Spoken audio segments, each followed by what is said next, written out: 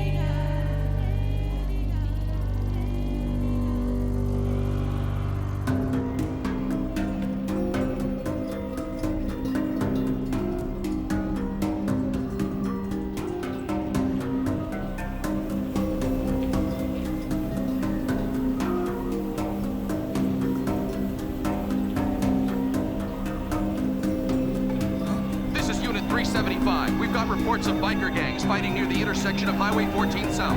Request immediate assistance. Car 375 en route to the scene. Again, request immediate assistance. It's the cops. What should we do? Ah, damn it. My motor coils were just getting warmed up.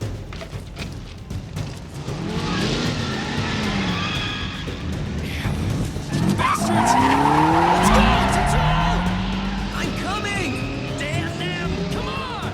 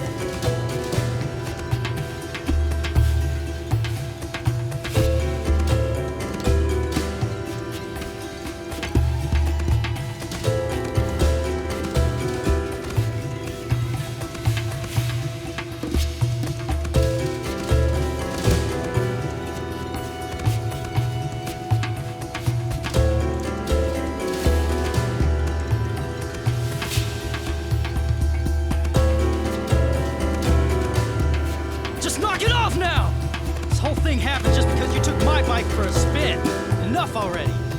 Shut up! Don't order me around!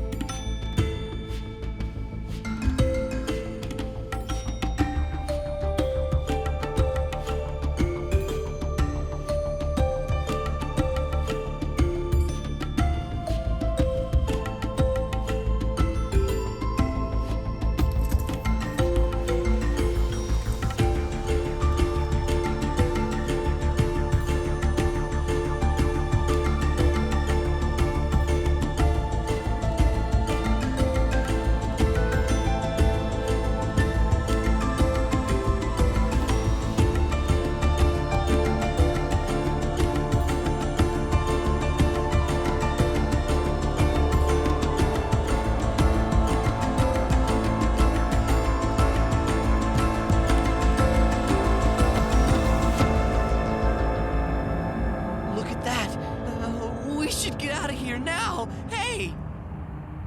Kaneda's in there.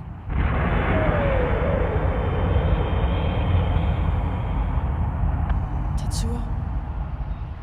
Oh! Wait!